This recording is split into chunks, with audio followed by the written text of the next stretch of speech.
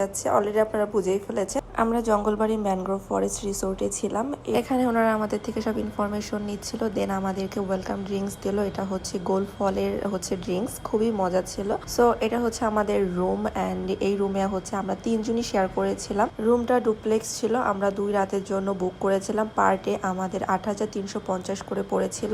এটার মধ্যে ইনক্লুডেড ছিল breakfast, lunch, dinner and Mongla পোর্টে পিক অ্যান্ড ড্রপ। সো আমাদের পার ডে পার পার্সন খরচ হয়েছিল 2783 টাকা। তো অনেক কম খরচে কিন্তু সুন্দরবন ট্যুর দেওয়া যায়, এটা আমি না গেলে বুঝতেই পারতাম না। যাই হোক, এরপর আমাদের লাঞ্চের টাইম হয়ে যায়। লাঞ্চে আমাদের কি কি আইটেম ছিল সেটা বলি। ভর্তা, একটা ভেজিটেবল ছিল, ফিশ ফ্রাই ছিল আর চিকেন ছিল, সাথে সালাদও ছিল অ্যান্ড খাবারের টেস্ট খুবই মজার ছিল। এরপর খাবার শেষে আমি মজার 1 কাপ চা খেলাম অ্যান্ড সুন্দর এই ভিউটা এনজয় করতেছিলাম। যেহেতু আমরা অনেক বেশি টায়ার্ড ছিলাম, আমরা একটু রেস্ট নিয়ে সন্ধ্যায় আমরা নাস্তা অর্ডার করে দিই। এখানে আমরা ফিশ ফ্রাই আর কাঁকড়া ফ্রাই অর্ডার করেছিলাম। এটা কিন্তু ফ্রি না, নিজেদের টাকা দিয়ে কিনে খেতে হবে। এরপর ডিনারে আমাদের একটু ডিফারেন্ট খাবার দেয়। এখানে ভর্তা ছিল, পেঁপে ভর্তা, ভাজিও একটু অন্যরকম ছিল, মিষ্টি কুমড়া ভাজি। তারপর এখানে আমাদের হাঁসের মাংস দিয়েছিল, আর যারা হাঁসের মাংস খায় না তাদের জন্য চিকেন ছিল। যেমন আপু হাঁসের মাংস খায় না, সে চিকেন নিয়েছিল, সাথে ডালও ছিল। ডিনার শেষে আমরা চা নিয়েছিলাম, চা খেতে খেতে রাতের দৃশ্যগুলো উপভোগ করছিলাম।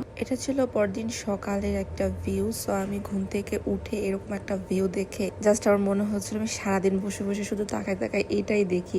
এত সুন্দর নিরিবিলি, কোনো সাউন্ড ছিল না, মাঝে মাঝে পাখির ডাক শোনা যাচ্ছিল। এরকম সুন্দর নিরিবিলি পরিবেশে আমি সারাটা জীবন কাটাই দিতে চাই। এরপর আমি ফ্রেশ হয়ে রেডি হয়ে নিচ্ছিলাম, কারণ ব্রেকফাস্টের টাইম হয়ে গিয়েছিল। এদিকে ব্রেকফাস্টের আগে আমরা একটা রিল করছিলাম। এটা ছিল আমাদের ব্রেকফাস্ট। এখানে খিচুড়ি ছিল, ডিম ভাজা, সাথে সালাদ দিয়েছিল। খুবই মজার অ্যান্ড টেস্টি ছিল খিচুড়িটা। এরপর রুমে এসে আমরা রেডি হয়ে নিয়েছিলাম, শাড়ি পরছিলাম, কারণ আমরা ভিডিও রিলস এটা করব আর কি। এই জন্য কোথাও গেলে ছবি তোলা বা ভিডিও করা এটা মনে হয় একদম ম্যান্ডেটরি আমাদের মেয়েদের জন্য, এটা আমরা একদমই মিস করি না।